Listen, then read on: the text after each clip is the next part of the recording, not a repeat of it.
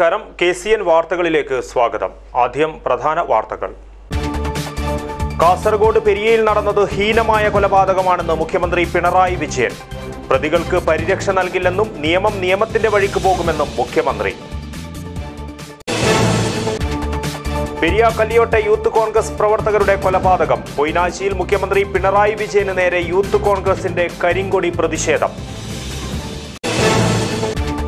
പെരിയ കല്യോട്ടെ ഇരട്ടക്കൊലപാതകം. കൊലപാതകത്തിനുപയോഗിച്ച 3 വാളുകൾ കൂടി കണ്ടെടുത്തു. കൊല നടന്ന സ്ഥലത്തിന് സമീപത്തുള്ള കെട്ടിടത്തിൽ നിന്നാണ് ആയുധങ്ങൾ കണ്ടെത്തിയത്.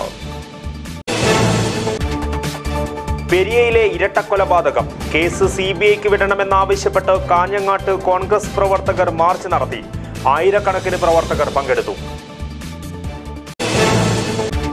എല്ലാ വാതിലും കൊട്ടിയടച്ചാൽ നിയമം കയ്യിലെടുക്കുമെന്ന് K മുരളീധരൻ. വേണ്ടിവന്നാൽ ആയുധമെടുക്കുമെന്ന് പറഞ്ഞ സുഭാഷ് ചന്ദ്രബോസും കോൺഗ്രസ് പ്രസിഡന്റായിരുന്നു എന്ന യാഥാർത്ഥ്യം പിണറായിയും കോടിയേരിയും മറക്കണ്ട എന്നും K മുരളീധരന്റെ താക്കീത്. പൗരന്റെ ജീവൻ സംരക്ഷിക്കുവാൻ ഭരണകൂടത്തിനായില്ലെങ്കിൽ നഷ്ടപരിഹാരം നൽകണമെന്ന് CMP സംസ്ഥാന സെക്രട്ടറി CP ജോൺ. രാഷ്ട്രീയ കൊലപാതകത്തിൽ ജീവൻ നഷ്ടപ്പെടുന്നവരുടെ ഉറ്റവർക്ക് കുറഞ്ഞത് 1 കോടി രൂപയെങ്കിലും നൽകണമെന്നും CP ജോൺ. 1000 ദിനങ്ങളിലെ ഭരണ നേട്ടങ്ങൾ എണ്ണിപ്പറഞ്ഞ് മുഖ്യമന്ത്രി പിണറായി വിജയൻ.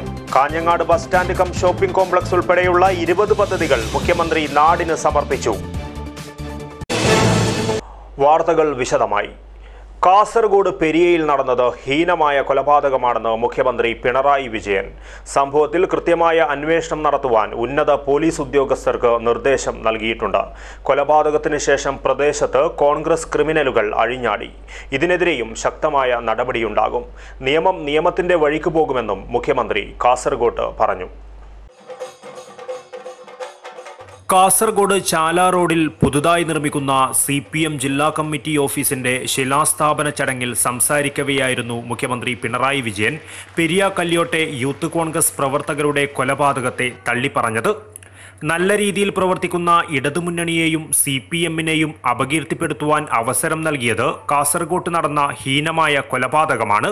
ചിലരുടെ വീണ്ടുവിചാരമില്ലാത്ത പ്രവൃത്തിയാണ് നിലവിലെ അവസ്ഥ സൃഷ്ടിച്ചത്. കൊലപാതകത്തെ ഒരു തരത്തിലും ന്യായീകരിക്കുവാൻ സാധിക്കില്ല. പ്രതികൾക്ക് യാതൊരു പരിരക്ഷയും CPMന്റെ ഭാഗത്തു നിന്നും ഉണ്ടാകില്ല. തെറ്റായ ഒന്നിനെയും പാർട്ടി ഏറ്റെടുക്കില്ല. അതുകൊണ്ട് തന്നെയാണ് പാർട്ടി സെക്രട്ടറി കോടിയേരി ബാലകൃഷ്ണൻ കൊലപാതകത്തെ തള്ളിപ്പറഞ്ഞത്. ഹീനമായ കുറ്റകൃത്യത്തിന് ശക്തമായ നടപടി തന്നെ സർക്കാരിന്റെ ഭാഗത്തു നിന്നും ഉണ്ടാകും. അതിനുള്ള നിർദ്ദേശം ഉന്നത പോലീസ് ഉദ്യോഗസ്ഥർക്ക് നൽകിയിട്ടുണ്ടെന്നും പിണറായി വിജയൻ പറഞ്ഞു. ഏറ്റവും നല്ല രീതിയിൽ പ്രവർത്തിച്ചു പോകുന്ന ഇടതുപക്ഷ ജനാധിപത്യ മുന്നണിയെയും അതിൽ ഇടതുപക്ഷത്തെയും അതിൽ തന്നെ പ്രത്യേകിച്ച് CPIMനെയും അങ്ങേയറ്റം അപകീർത്തിപ്പെടുത്തത്തക്ക രീതിയിൽ ഇടപെടാൻ അവസരം കൊടുത്തത്, ആ അവസരമൊരുക്കിയത് ഇവിടെ നടന്ന 2 കോൺഗ്രസ് ചെറുപ്പക്കാരുടെ ഹീനമായ കൊലപാതകമാണ്. ആ കൊലപാതകം ഹീനമാണ്, ഒരു രീതിയിലും ന്യായീകരിക്കാൻ കഴിയാത്തതാണ്. അതുകൊണ്ട് തന്നെയാണ് തെറ്റായ ഒന്നിനെയും ഏറ്റെടുക്കേണ്ട കാര്യം പാർട്ടിക്കില്ല. അതുകൊണ്ടാണ് CPIMന്റെ സംസ്ഥാന സെക്രട്ടറി സഖാവ് കോടിയേരി ബാലകൃഷ്ണൻ ഈ സംഭവം നടന്ന ഉടനെ തന്നെ അതിനെ തള്ളിപ്പറഞ്ഞത്. ഇവർ ചെയ്തത് ഹീനമായ കുറ്റമാണ് എന്നുള്ളതുകൊണ്ട് തന്നെ ആ കുറ്റവാളികൾക്കെതിരെ ശക്തമായ നടപടിയും ഉണ്ടാകും. കൊലപാതകത്തിന് ശേഷം നാട്ടിൽ നടന്നിട്ടുള്ള മറ്റനേകം കാര്യങ്ങളുണ്ട്. ഞങ്ങൾക്ക് അക്രമം നടത്താൻ ലൈസൻസ് കിട്ടിയെന്ന് കോൺഗ്രസിന്റെ ക്രിമിനലുകൾ എഴിഞ്ഞാടിയിട്ടുണ്ട്. അതിനെ ഒന്നിനെയും ആരും തള്ളിപ്പറയുന്നത് കേട്ടില്ല. അതിനെല്ലാം പ്രോത്സാഹിപ്പിക്കുന്ന സമീപനമാണ് അവരുടെ ഭാഗത്തെടുക്കുന്നത് കാണുന്നത്.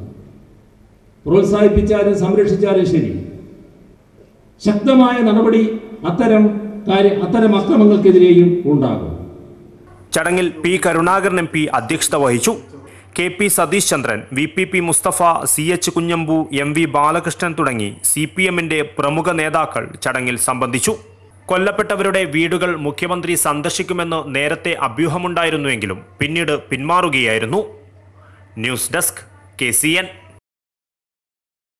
കാസർഗോഡ് പൊയ്നാശിയിൽ മുഖ്യമന്ത്രി പിണറായി വിജയന് നേരെ യൂത്ത് കോൺഗ്രസ് പ്രവർത്തകർ കരിങ്കൊടി കാണിച്ചു.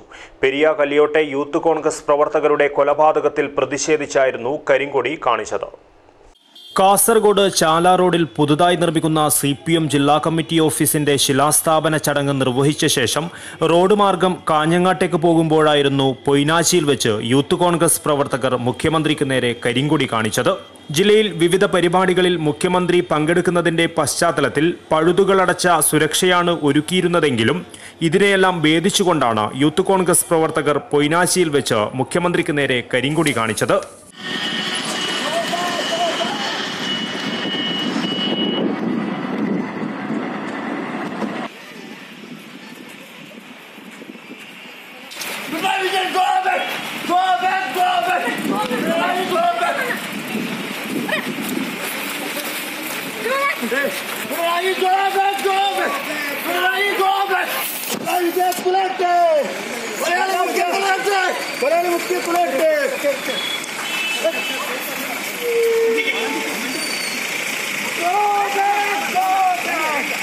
യൂത്ത് കോൺഗ്രസ് ജില്ലാ നേതാക്കളടക്കം സംഘത്തിലുണ്ടായിരുന്നു.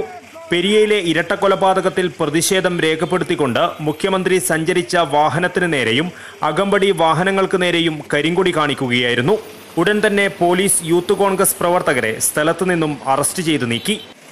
News desk KCN. പെരിയ കല്യോട്ടെ ഇരട്ടക്കൊലപാതകം.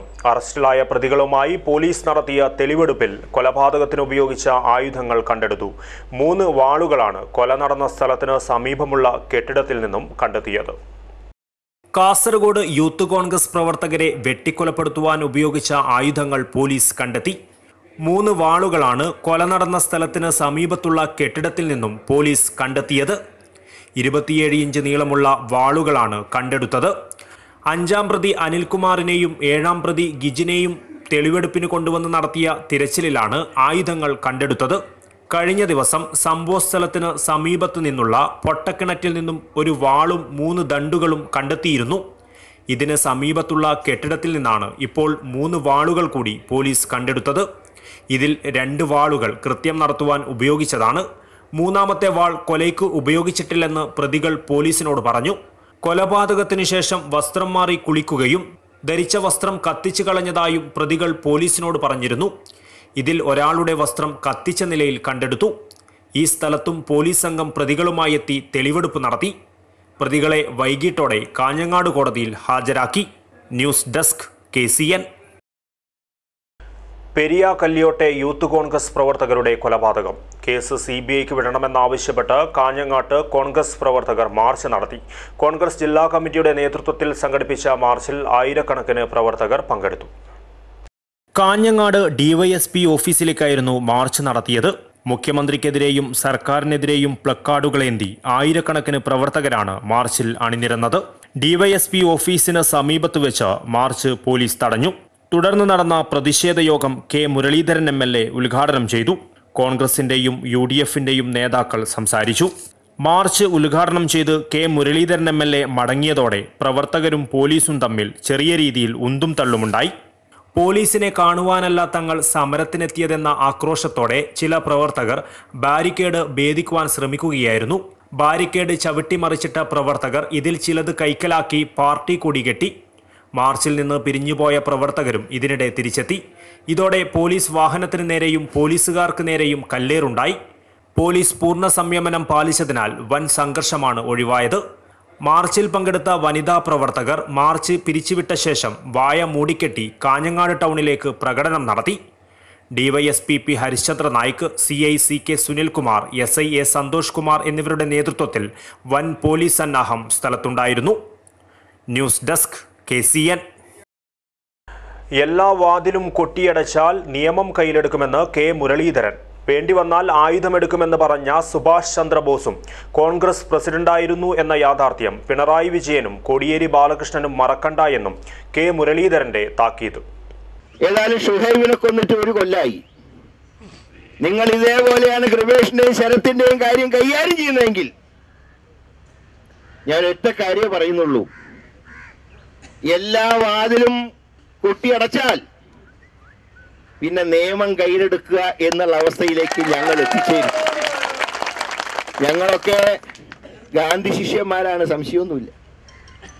പക്ഷെ ഒരു കാര്യം മനസ്സിലാക്കണം, ഇംഗ്ലീഷുകാരനോട് അങ്ങനെ സഹന സമരം നടത്തിയാലൊന്നും ശരിയാവില്ല, വേണ്ടി വന്നാൽ ആയുധം എടുക്കണം എന്ന് പറഞ്ഞ് സുഭാഷ് ചന്ദ്രബോസും കുറച്ചു കാലം കോൺഗ്രസിന്റെ അഖിലേന്ത്യാ പ്രസിഡന്റ് ആയിരുന്നു എന്നുള്ള യാഥാർത്ഥ്യം പിണറായിയും കോടിയേരിയും മറക്കണ്ട.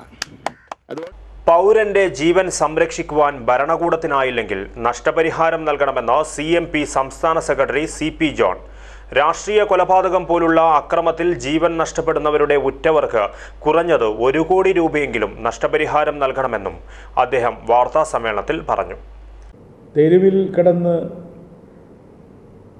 വെട്ടിക്കൊല്ലപ്പെടാനാണെങ്കിൽ എന്തിനാണ് നമ്മൾ നികുതി കൊടുക്കുന്നത്?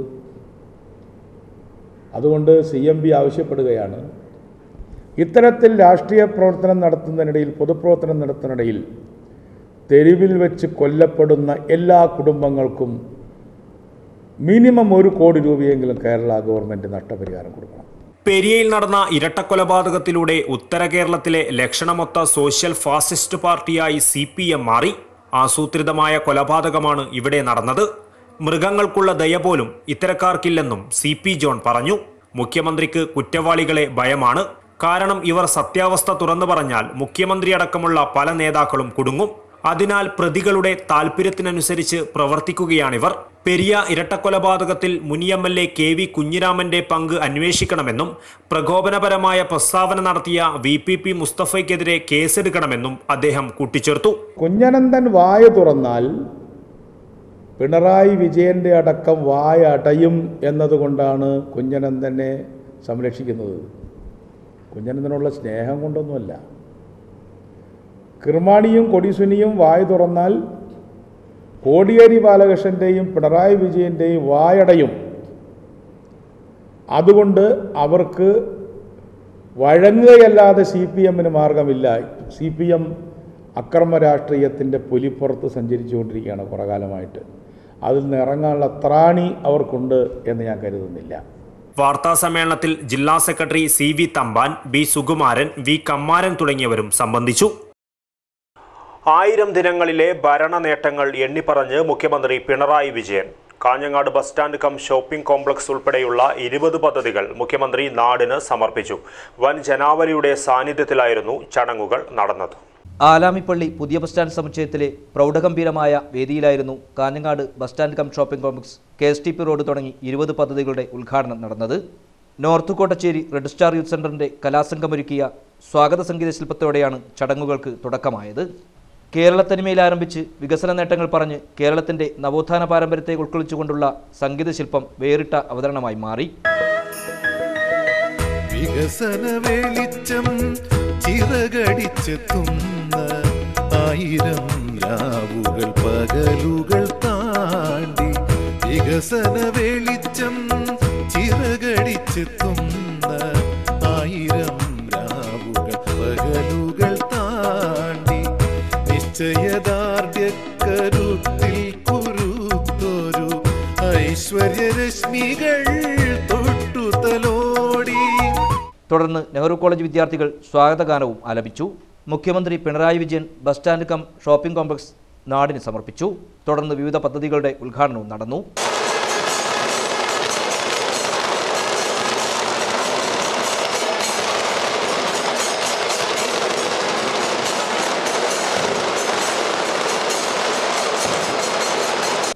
ആയിരം ദിവസങ്ങൾക്ക് മുമ്പ് വികസന കാര്യത്തിലുണ്ടായ നിരാശയെ പ്രത്യാശയാക്കി മാറ്റാൻ LDF സർക്കാരിന് കഴിഞ്ഞുവെന്ന് മുഖ്യമന്ത്രി പിണറായി വിജയൻ പറഞ്ഞു.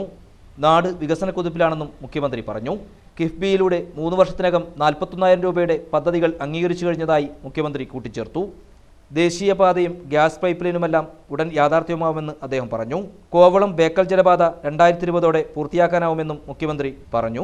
സർക്കാരിന്റെ അമരക്കാരനായ ആരാധ്യനായ ജനഹൃദയങ്ങളിൽ ആവേശമായി നിലകൊള്ളുന്ന കർമ്മധീരനായ നമ്മുടെ സ്വന്തം മുഖ്യമന്ത്രി. പൊതുവിദ്യാലയങ്ങളിലുള്ള കുട്ടികൾ ഇങ്ങനെ ഒഴിഞ്ഞു പോവുകയാണ്. ആ കുട്ടികൾ ഒഴിഞ്ഞു പോകുമ്പോൾ പൊതുവിദ്യാലയങ്ങൾ തന്നെ ചിലത് അടഞ്ഞു പോവുകയാണ്. നമ്മൾ പൊതുവിദ്യാഭ്യാസ സംരക്ഷണ യജ്ഞം നടപ്പാക്കി. ഇപ്പോൾ എന്താ സ്ഥിതി? ഈ 2 വർഷം കൊണ്ട് പൊതുവിദ്യാലയങ്ങളിൽ വർദ്ധിച്ചത് 3,41,000 വിദ്യാർത്ഥികളാണ്. സാധാരണയൊക്കെ നമുക്ക് സ്വപ്നം കാണാൻ കഴിയുന്നൊരു കാര്യമല്ല.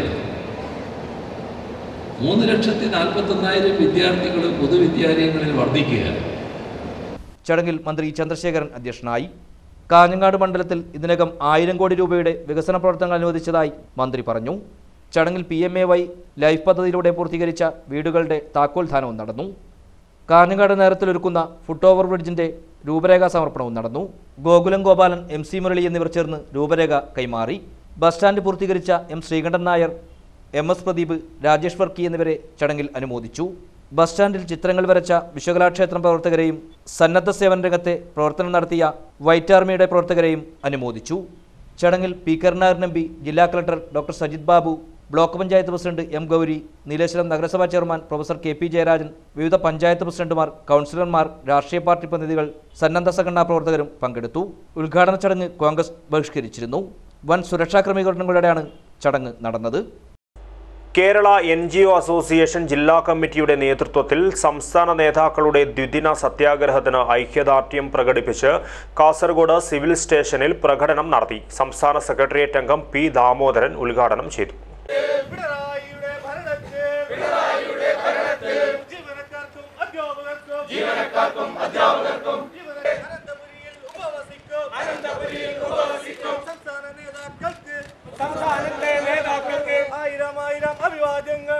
അടുത്ത ശമ്പള പരിഷ്കരണം വരുമ്പോൾ അത് 25% താഴെ മാത്രമായിരിക്കും DA ലയിപ്പിക്കാനുണ്ടാകുന്നത്. അപ്പോൾ ഒരു ശമ്പള പരിഷ്കരണം വന്നാൽ പോലും 25% DA ലയിപ്പിച്ചുകൊണ്ട് നമുക്കുണ്ടാകുന്ന ശമ്പള വർധന എത്രമാത്രമായിരിക്കും 5 വർഷം കൊണ്ട് ഉണ്ടാകുന്നത് എന്ന് നമുക്ക് ഊഹിക്കാൻ പറ്റും.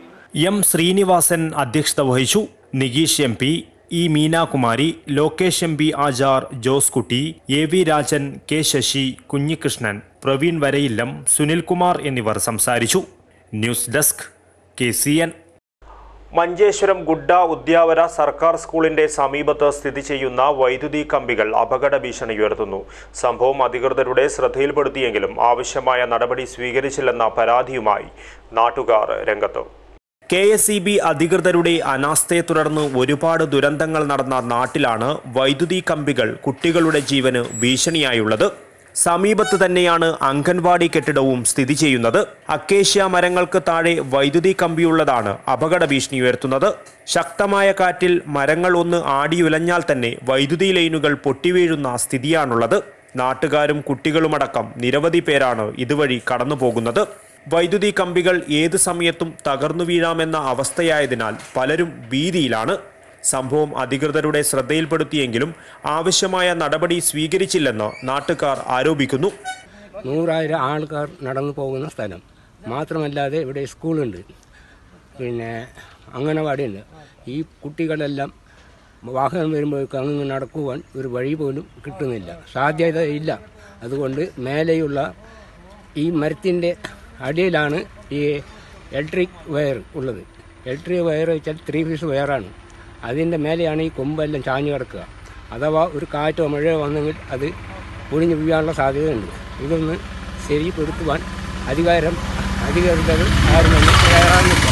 അപകടം നടന്നതിന് ശേഷം എത്തി കണ്ണീർ പൊഴിക്കുന്ന പതിവ് ശീലങ്ങൾ മാറ്റി അപകടം വരാതെ നോക്കുവാനുള്ള നടപടികൾ അധികൃതർ കൈക്കൊള്ളണമെന്നും ഇല്ലെങ്കിൽ ശക്തമായ പ്രക്ഷോഭ പരിപാടികൾ സംഘടിപ്പിക്കുമെന്നും നാട്ടുകാർ മുന്നറിയിപ്പ് നൽകി.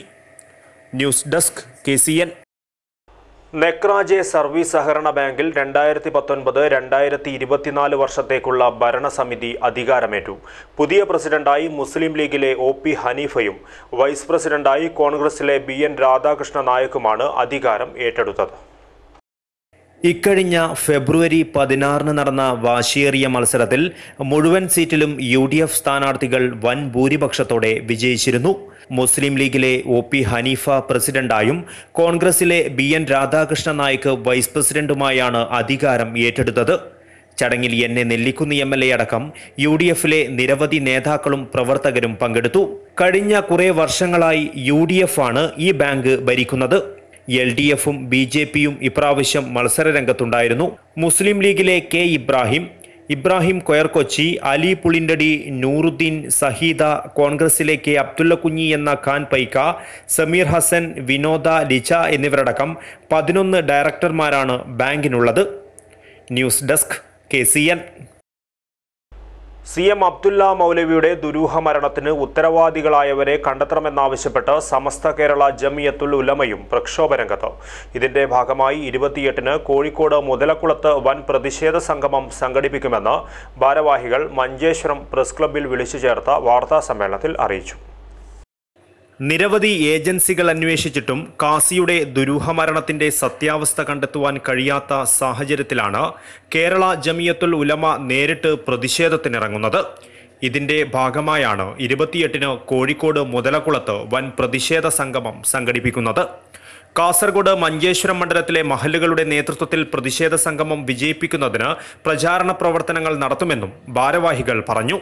കാസർഗോഡ് മഞ്ചേശ്വരം മണ്ഡലം ജമിയത്തുൽ ഖുതബ പ്രതിഷേധ പ്രകടനത്തിന് പ്രചാരകരാവുകയാണ്. ഈ മണ്ഡലത്തിൽ നിന്ന് പ്രതിഷേധ പരിപാടികൾക്ക് വാഹന സൗകര്യങ്ങളും മറ്റും മഹല്ല് അടിസ്ഥാനത്തിൽ തന്നെ ഏർപ്പെടുത്താനാണ് മണ്ഡലം കമ്മിറ്റി തീരുമാനിച്ചിരിക്കുന്നത്. ആദം ഫൈസി, അസൈനാർ ഫൈസി, PM അബ്ദുൽ ഹമീദ് മദനി, അബ്ദുൽ നാസർ യമാനി, അബ്ദുൽ റസാഖ് മുസ്ലിയാർ എന്നിവർ വാർത്താ സമ്മേളനത്തിൽ പങ്കെടുത്തു.